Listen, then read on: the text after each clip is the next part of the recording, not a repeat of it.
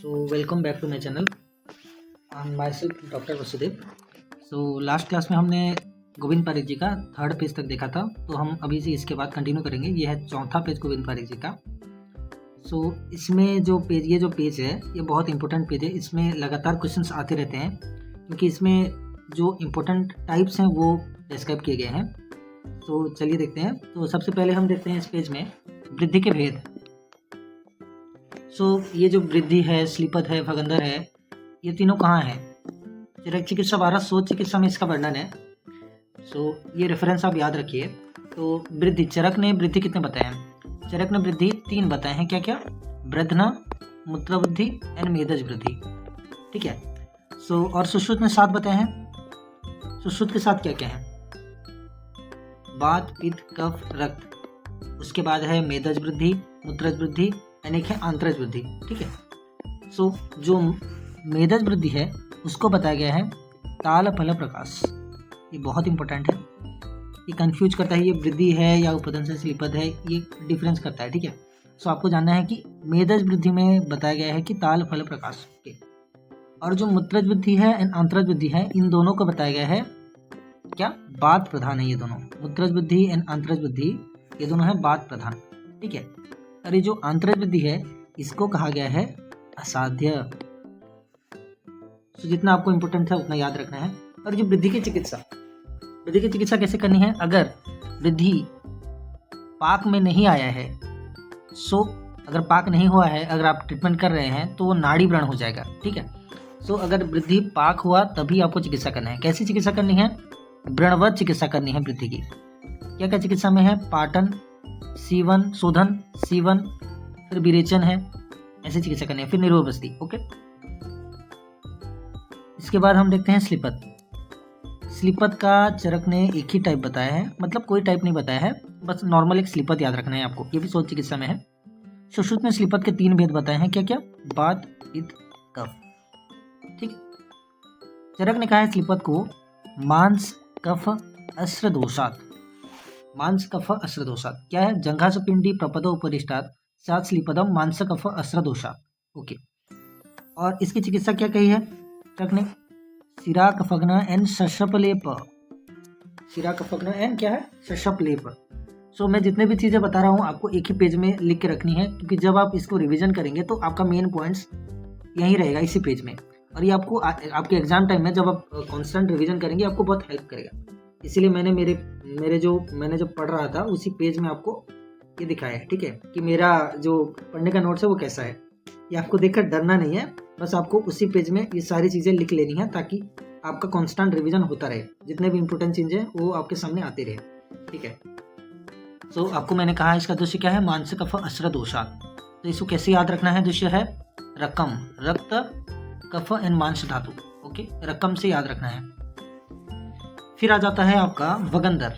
भगंदर क्या है? भगंदर है गुदस्य पार्श्व पीड़का पक्व प्रवीणातु भगंदर शाक. ओके.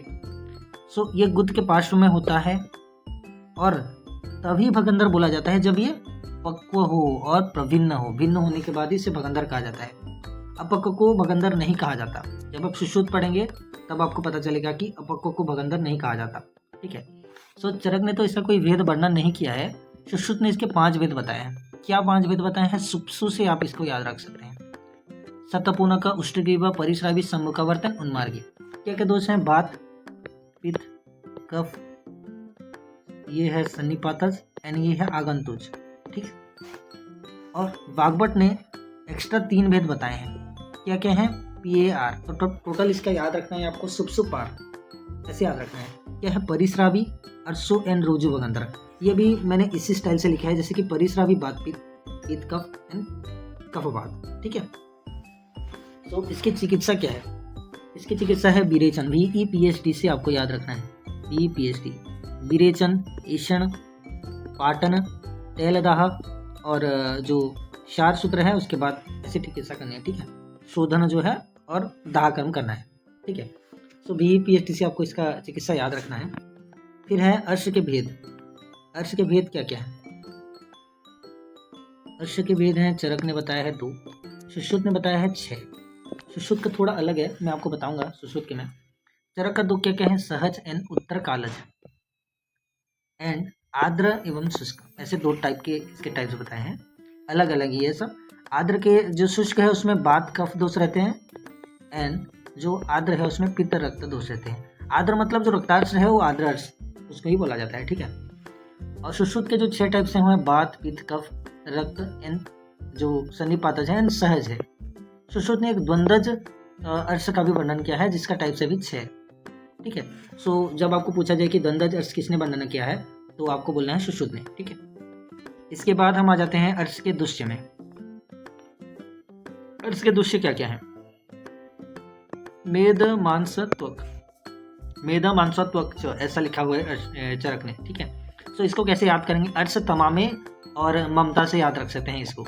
अर्श तमामे में ज़्यादा इजी रहता है, त्वक मांस मेद, ठीक है, ऐसे याद रखना है। सुश्रुत ने त्वक एंड मांस भी बताया है, उन्होंने मेद नहीं बताया। तो आपको ये याद रखना है कि अर्श में सुश्रुत ने त्वक एंड मांस ही बताया है, मेद नहीं है।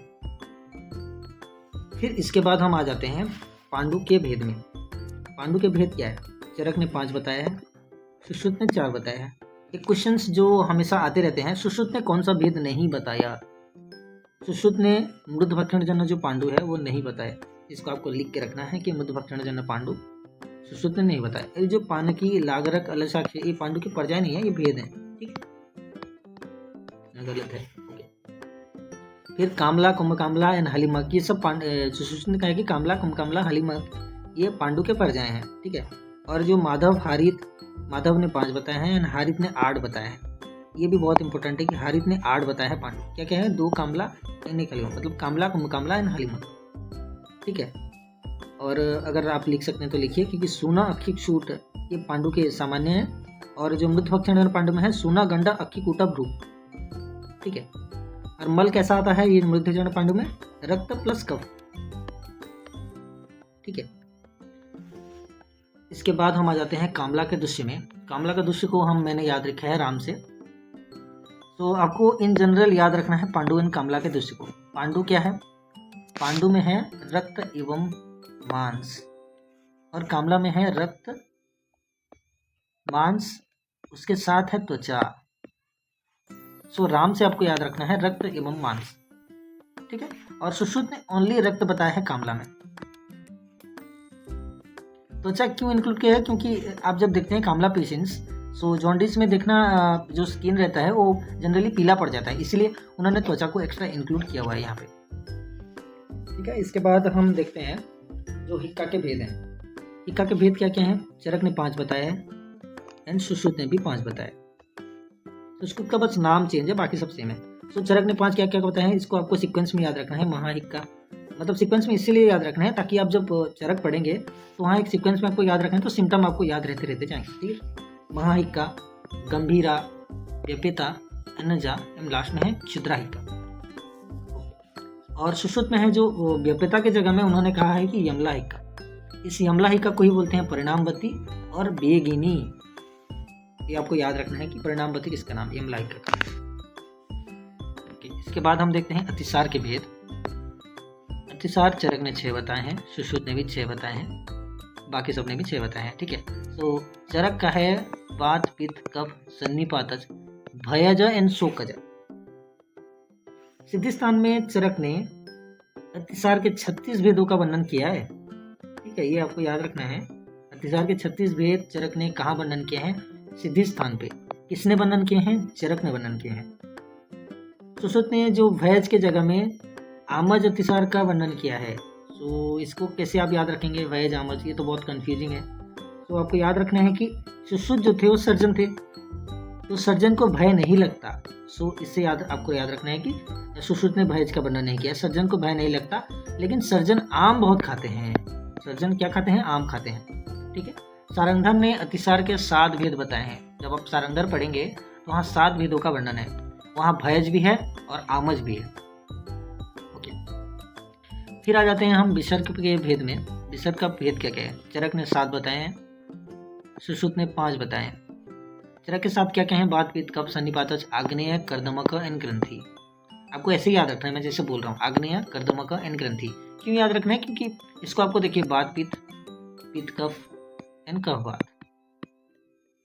आपको अगर अग्नेय कर्दमक ग्रंथि ऐसे याद रखेंगे तो आपको दोष भी ऑटोमेटिकली याद रह जाएंगे, आपको याद अलग से नहीं करना पड़ेगा। और सुश्रुत का क्या है, 5 टाइप्स, वात पित्त कफ सन्निपातज क्षतज, क्षतज आपको क्षतज याद रखना है, ठीक है। फिर जो सन्निपातज और क्षतज हैं ये हैं असाध्य, असाध्य कैटेगरी के हैं, इसको भी आपको याद रखना है, ठीक है। फिर हम देखते हैं तृष्णा के भेद। तृष्णा के भेद क्या क्या हैं, चरक ने 5 बताए हैं, सुश्रुत ने 7 बताए हैं। सो अगर आप देख रहे होंगे कि विसर्प और तृष्णा में क्या डिफरेंस है, चरक ने विसर्प 7, सुश्रुत ने 5 माने हैं, तृष्णा को चरक ने 5, सुश्रुत ने 7 माने हैं, तो ये ऑपोजिट है इनका टाइप। तो चरक के 5 तृष्णा क्या क्या है, वात पित्त कफ नहीं है, चरक ने कफ नहीं माना है, कफ नहीं माना है चरक ने, ठीक है, इसको याद रखना है। आमज, क्षयज एंड उपसर्गज तृष्णा। तो उपसर्गज तृष्णा का बहुत अच्छा एक कोटेशन है, सा शोषिणी कष्टा, सा शोषिणी कष्टा किसका सिम्टम है, उपसर्गज तृष्णा का। क्षयज तृष्णा का है दीन स्वर प्रताम्यान संशुष्क हृदय गलतालु शोष, ओके, दीन स्वर, दीन स्वर ऐसे याद रखना है, ठीक है। फिर सुश्रुत एन माधव ने 7 बताए हैं, उन्होंने कफ वाले का वर्णन किया है, उन्होंने क्षतज बताया है, यहाँ पे क्षय था, यहाँ उन्होंने क्षतज बताया है एंड भक्त निमित्तज बताया है। सो उन्होंने 3 एक्स्ट्रा बताए हैं, एक्स्ट्रा नहीं 3 अलग बताए हैं, कफज, क्षतज एंड भक्त निमित्तज, उपसर्गज नहीं बताया है। भागवत सारंगधर ने चरक का फॉलो किया है, ओके। फिर आखिरी में हम आ जाते हैं विश्व वेग में। मनुष्यों में विश्व वेग कितना है, मनुष्यों में विश्व वेग है 8, चरक ने कहा है, सुश्रुत ने 7 कहा है। ये बहुत इंपॉर्टेंट है, जब आप पढ़ेंगे तब जानेंगे। और जो जानवरों में 4 बताए हैं, पक्षियों में 3 बताए हैं, ठीक है, जानवरों में 4 एंड पक्षियों में 3 बताया है। तो जो पक्षियों का है, ध्यायति विहंग प्रथमे बेगे प्रभ्रमति द्वितीय, जो षष्ठांग से तृतीय बेगे याति पंचत्वम, ठीक है। जो षष्ठांग बोला है और सुश्रुत ने वहाँ विह्वल बोला है, ठीक है, इसका आपको लिख के रखना है विह्वल, ओके।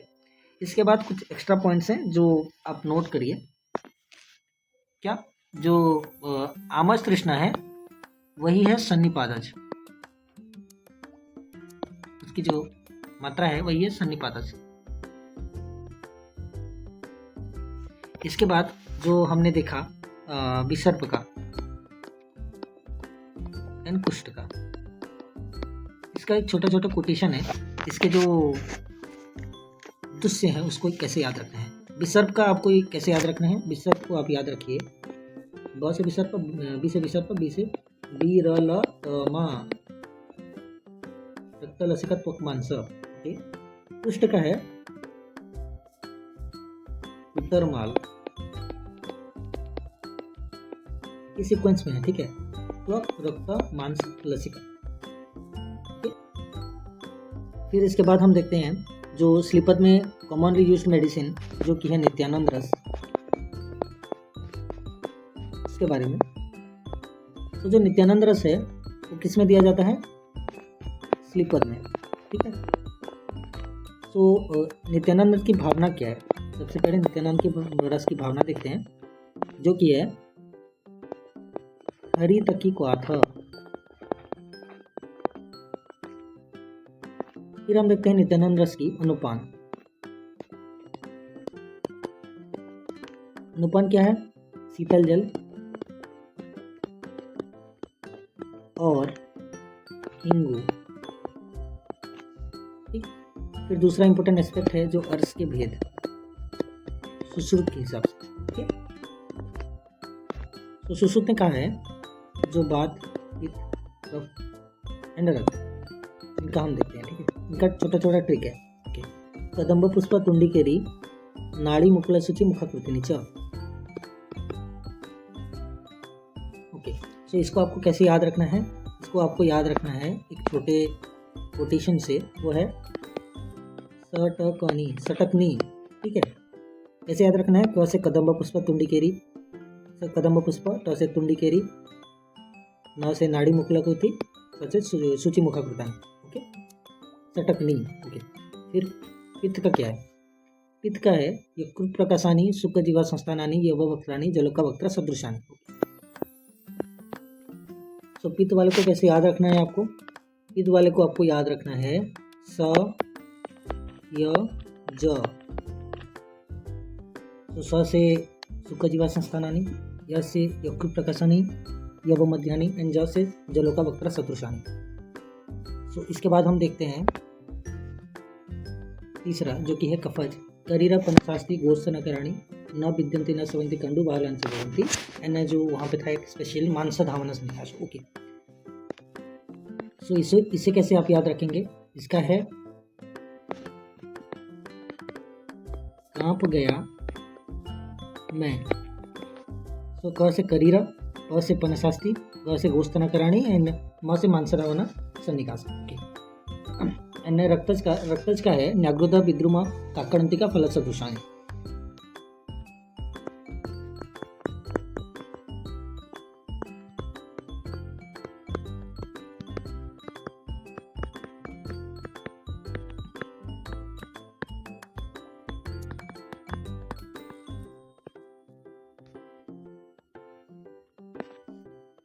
सो इसको याद रखने का टिक है ना बी क। ओके, सो न से न्याग्रोध, वी से विद्रुमा, क से काकड़ंतिका फल सदृशा।